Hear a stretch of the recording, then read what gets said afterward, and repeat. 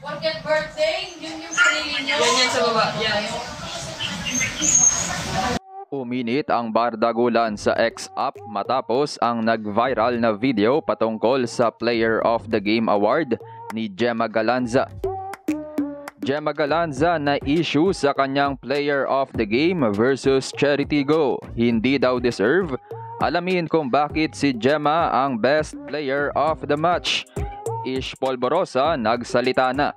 Pero bago yun mga ka-V-Heads, huwag kalimutang mag-subscribe at i-click ang notification bell para updated ka sa aking latest videos.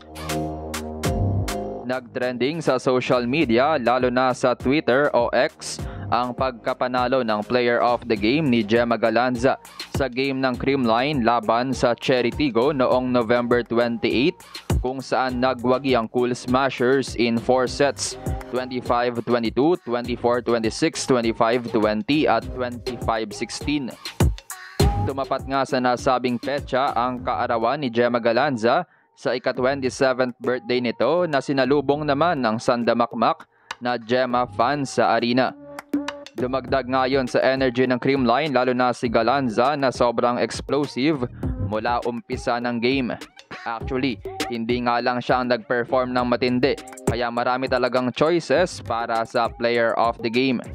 Pero sa lahat nga ay si Gemma Galanza ang pinaka naging consistent mula umpisa hanggang dulo in all cylinders, depensa at opensa. Kaya naman itinanghal siya bilang Player of the Game matapos ng match with 16 points on 13 attacks, 2 blocks, 1 ace, 18 digs, 10 receptions. Literal na nagkalat sa papel ng stats. Tuwang-tuwa naman ang crowd dahil sa POG ni Gemma na isa rin talaga sa famous volleyball players ng bansa. Pero hindi rin maiiwasan ang mga pambabash lalo na sa social media. Kumalat nga ilang oras matapos ang game ang isang screen record sa live ni Ivy Lacsina kung saan may maririnig na nagsabing porket birthday, yun yung pinili nyo. Porket birthday, yun yung pinili nyo. Yan sa baba. Yan. Maraming ang fans ang sumugod dito at naglabas ng pagkadismaya, lalo na mga Creamline fans at supporters ni Gemma Galanza. Maraming pangalan ulit ang nadawit dahil sa issue at umakyat sa trending topic sa Twitter. Lumaki ang issue at umabot pa nga rin sa mismong commentator ng game na pumili kay Gemma Galanza bilang Player of the Game na si Ish Polvorosa. Depensa ni Polvorosa sa kanyang post, "I chose Galanza as the Player of the Game and I'll defend that choice. She deserved it. She was the most consistent one since set 1. It was an all-around performance from her since set 1. So yeah, I second the motion." Kung titingnan ng stats, totoo nga na si Galanza talaga ang pinaka nag-standout, hindi lang dahil siya ang top scorer kundi pati ang kanyang efficiency both in offense and floor defense. Lumabas rin sa game na yon ang isa sa best blocking game ni Galanza with 2 blocks at nagpakawala pa ng consistent service game. Malaking patunay rin talaga ang kanyang triple-double performance with 13 attacks, 18 digs, and 10 receptions in just 4 sets. Well-deserved din naman ni Pangs Panaga, playing her one of the best game this conference with 10 points. Pati na rin ang magic bunot na si Bernadette Pons at lalo na si Tots Carlos with 16 points na nag-step up para makabalik ang Creamline mula sa second set loss.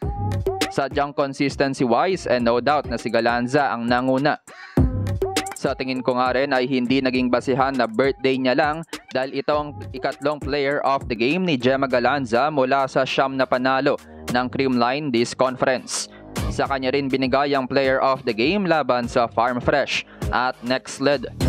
Consistent double-digit scorer din itong si Galanza all throughout the conference at isa sa best floor defenders. As of November 28, in 9 games, umiscore siya ng 108 points, 12 points per game. Number 7 sa best servers, number 9 sa best diggers, at number 5 sa best receivers. No doubt na isa sa MVP contenders.